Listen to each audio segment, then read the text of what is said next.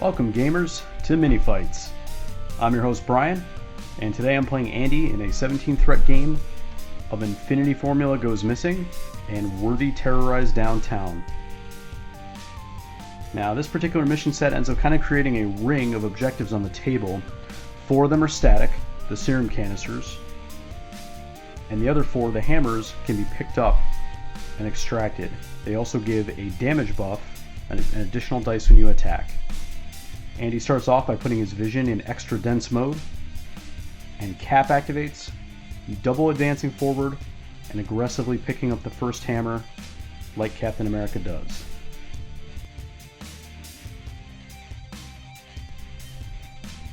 Red Skull sees his nemesis advancing and decides to activate, pulling power from the Cosmic Cube and Master of the Cubing, teleporting Venom forward on top of the size 3 tank.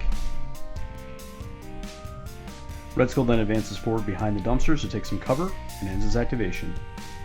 Back to the Avengers, Iron Man full thrust forward up on top of the car park store, coming up to the front corner and scooping up another hammer. Cabal Zemo also picks up a hammer and then advances forward to kind of take a little bit of cover behind the size 4 dump truck and still hold the serum canister there on the bottom left side. Hela imperiously glides forward on a sheet of green energy. She picks up another hammer and glides forward again in an aggressive position mid-table on my side. The Cabal affiliated Venom decides to advance forward behind this dumpster onto the serum canister and uses symbiote tendrils, which have a long range of 3 for essentially what's a melee attack, to attack Iron Man. This deals no damage, but automatically causes bleed.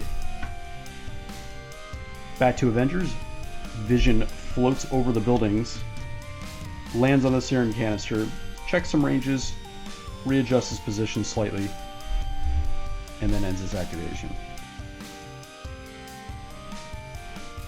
Misunderstood Shuri advances forward, takes cover behind the dumpster, fires off her Panther gauntlets at Hela, ends up dealing a point of damage to her, pushing her pretty far back, kind of clustering her on the left side with the rest of the Avengers there. The definitely real Shuri on the Avengers side advances forward, stands on the serum canister, and has range to Venom. She Panther gauntlets him, dealing no damage, but pushing him slightly back into the tank. Killmonger takes a running leap over the Jersey barrier and sort of parkour slides himself behind these dumpsters for some cover, setting up for next turn. I'm a little irritated with myself at this point just because Andy managed to scoop up 3 hammers to my 1. I really should have responded by scooping up the right side hammer when he got the left one that early. In my defense, it's the first time I played hammers, although they're really not much of a defense. It's pretty obvious how these extract objectives work. You just got to get them before your opponent does. He sort of accelerated the pace by getting that early, so I had to match that, and I didn't. So that puts me in a little bit of a VP hole early. We're setting up here for what's hopefully going to be a big Killmonger turn. And possibly a second big Killmonger round in round 3. That's kind of what I've got to lay my hopes on here on the left-hand side of this table. I think generally speaking, the right side of the table I've got on lockdown. I've got more points of threat over on that side, but I'm very concerned that the hammers are concentrated on the left where I'm weakest. Round 2 begins with Captain America activating, holding a hammer in one hand and hurling his shield in the other at Baron Zemo. Zemo does not get any cover from that truck because the shield throws ignore it. He takes 4 damage on the first throw and 2 on the second, more than enough to daze him. And after blowing out my Zemo with 2 free attacks, Cap is looking at that hammer on the ground and trying to figure out how to pick it up because he doesn't have enough power to get there. So the first step Andy takes to rectify this is he uses advanced R&D. Shuri pushes power to Cap, Hela, and Iron Man. Cap uses this to immediately use the Avengers Assemble Tactics card advances himself forward the short distance that allows. Basically, you just needed about a half-inch of movement there. And Iron Man also takes part, backing himself away from my Venom. And right here, as Captain America's activation ends, of course, he scoops up the second hammer. So he is now hammers akimbo. So I feel some pressure here to try to take out Cap, build up some power on Killmonger for hopefully using Usurp the Throne next round. So Killmonger charges in, he spends his 2 power he's got, and I spend about a solid minute readjusting my position here, the idea being to be within 1 of the canister and 2 of Cap. We get there eventually. I swing with energy weapons and deal no damage. Second swing, this is going to be a 7 dice swing because it's a second attack on the same target. Also energy weapons. No damage. That's Killmonger. And he activates his vision. He advances forward and with 1 move is able to get within 1 of the serum canister on my side. He then solar blasts Killmonger, who is at point blank range but deals no damage. He then throws Killmonger off of the point, off the serum canister I should say, into the dumpster, dealing 1 point of damage to him. And before his activation is over, on the opposing side of the table, Shuri uses Psychic Shielding Device. She only uses 1 power, but that's enough to kind of put the aura on herself and Iron Man. Now, I don't really have any mystic attacks for this to affect, but it is going to stop me from yoinking them forward with my Venom superpowers. Red Skull activates, advances forward, and Cosmic Blasts Shuri. This is a 5-die energy attack against her 3 defense, and it ends up dealing 3 points of damage to her. And he activates Iron Man, and he slowly hovers to the ground next to Shuri, staying within range 1. Fires a Repulsor Blast at Red Skull, but before it can hit, Venom plays a Lethal Protector card and leaps forward to put himself between the shot and Red Skull. Now, this is a little bit of a risky play just because Venom's pretty invincible to energy attacks. And we're going to end up rolling that attack out now, so hopefully my Venom doesn't just immediately eat it. The Repulsor Blast hits him dead center in the chest, but the symbiote manages to absorb most of the energy, only dealing 1 total point of damage. And speaking of eating it, now it's Venom's turn. There's so many snacks. He ends up counterattacking Iron Man. This is going to deal a point of damage back to him, and he already had the bleed condition, otherwise I would have applied that as well. I decide to activate my Venom, and he symbiote tendrils Shuri, dealing no damage with the first one, and doing it again to attempt to finish her off, which he does, dealing 2 damage and dazing her. Now that Shuri is dead and the psychic shielding is no longer in place, he uses his web snare to give Iron Man the hook and pull him off of the canister. So Avengers ally Hela advances to the serum canister there on the top left. She expends 2 souls to do a claim soul on Killmonger. This ends up being, I think, about an 8-die mystic attack. And Killmonger's got 3 mystic defense. Hela rolls a big old pile of dice here. There's a couple rerolls due to cock die there, a couple other things. Ultimately, this ends up dealing enough damage to daze Killmonger. And she's going to get her captured soul tokens right back, so she's effectively back to 3. And back to Cabal. Last activation is going to be my Shuri. She Panther Gauntlets Iron Man, dealing a point of damage to him. And because I rolled a skull, she ends up picking up a total of 3 power, which is pretty cool. Shuri and Cabal are very strong.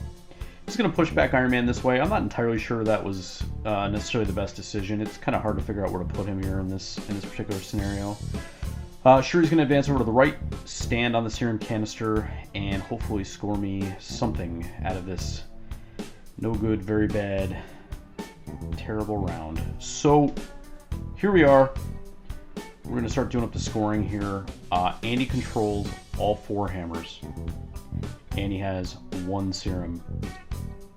I have 1 serum. So it's going to be 5-1 scoring for the round, putting the total score to 11-4.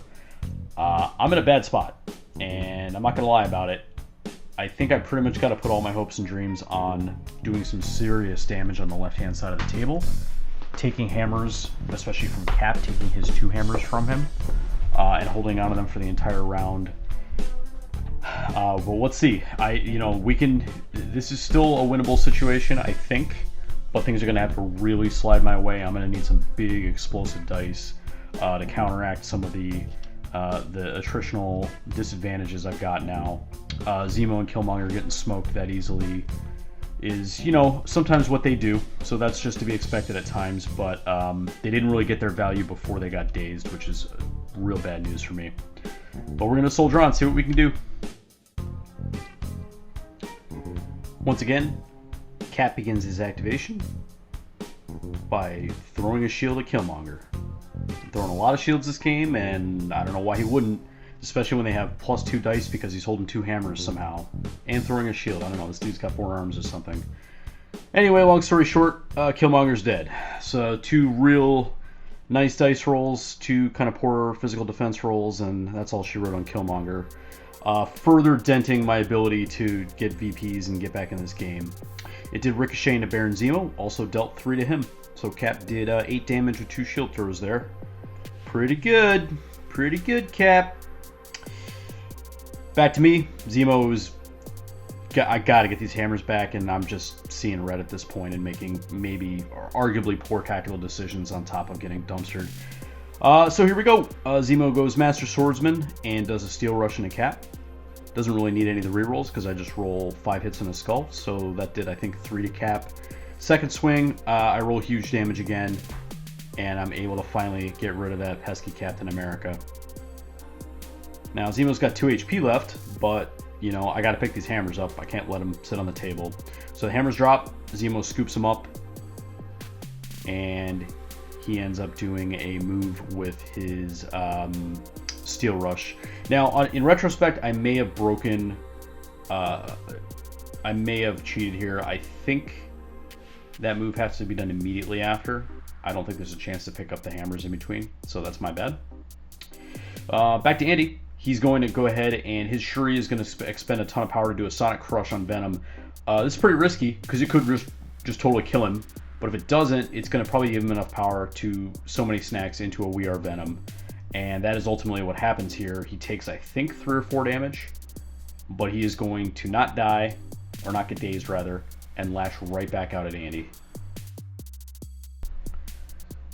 And I do that. I'm going to end up dealing, I think, about 4 damage to him, healing 4 back. He had actually ended up taking me down to 1 HP and stun and staggering me with that first attack. Real close to doing what he wanted to do, but it didn't work out.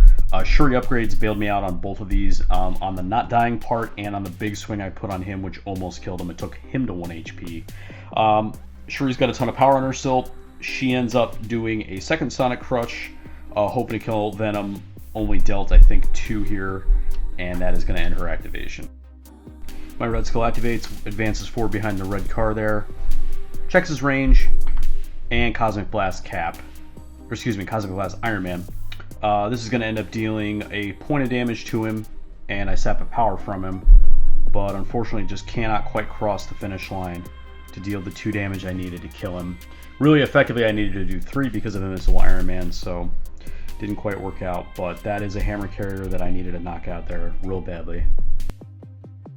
Iron Man initiates the Let's Not Die plan, advances over there to the left, spends his second action point clearing the bleed condition, and that's all he did.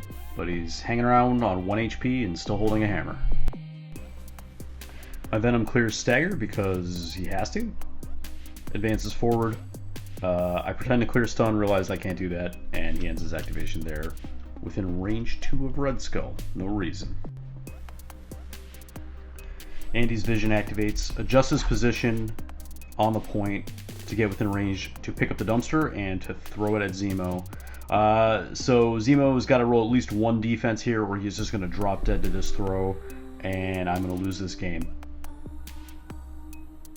He dodges on all 3 dice and takes no damage. Awesome job, Zemo. He then Solar Flares Zemo, and at this point, if I don't roll a defense on this die, he's dead. Dice turns. It's a defense. So Master Strategist bails him out. He's got 1 HP remaining. So Red Skull patches up Venom for 2. And then in the most predictable tactical card usage of all time, he Cosmic Invigorates Venom as well. So they both have to spend 2 power to do that.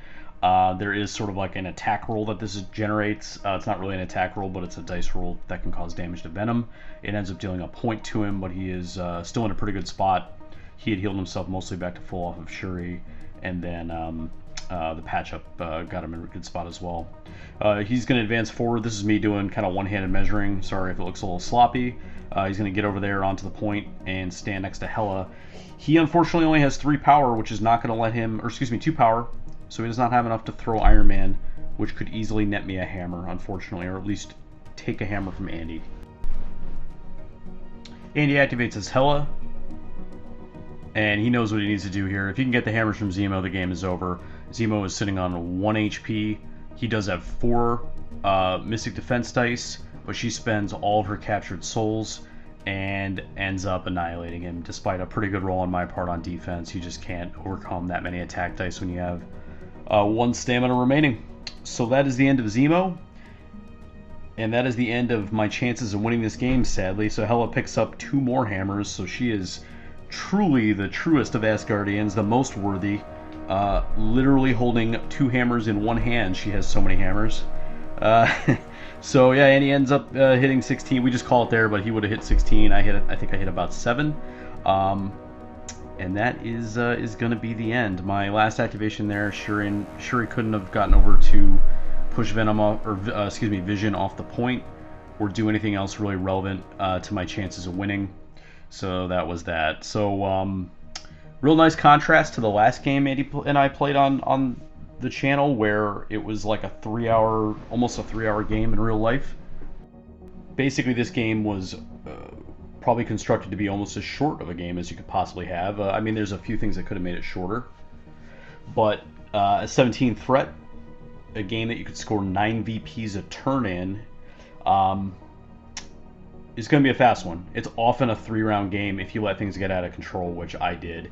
So, I think I could very easily look at the film, or even really after the game, in the moment, be like, man, my dice just crushed me, and I had no agency in this, and this is not my fault, and a lot of other excuses. You could even say that maybe if I kill that Iron Man who's hanging around on 1 HP, that at least gets me another round of this game where maybe I could get back in it. Seems a long shot, but it's always worth trying it. So I think I'm going to argue with that statement about there's nothing I could have done. There was stuff I could have done probably at list building, because I picked a list that from my roster that did not have much flight, and the table wanted some flight, especially that right side with the big auto parts store that's a size 5 building on it. I think I played a little bit too much squishy technical stuff and didn't really account for Andy jumping on the hammers because he had the initiative, scooping him up, and then backing up and using his range superiority to just really devastate me. So, there was definitely some dice swings and things like that, but I made some mistakes at roster building, and then I made some mistakes in game that really hurt me. My Killmonger placement was very critical, and I put him in a spot where he could get attacked. Zemo, the same thing. It's just kind of tricky. I think I loaded up the left side without enough models, and that's a deployment mistake that I could have maybe rectified by zipping somebody over to the left a little earlier. Ultimately, I think Andy played it perfectly. He actually does really well on those higher scoring scenarios, and I think they're kind of my kryptonite. A lot of my really lopsided losses in this game have been to him. It's over in round 3.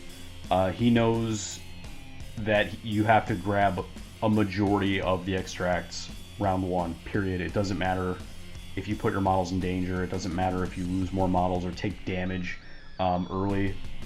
I tend to play with a little bit more of a grindy mindset, so the longer games I think tend to favor me, or at least that's the style I want to play. You just can't play that way. in this mission set. It's just when you can score 9 VPs in a round, the game will end on round 3 if you let it, and I 100% let it happen.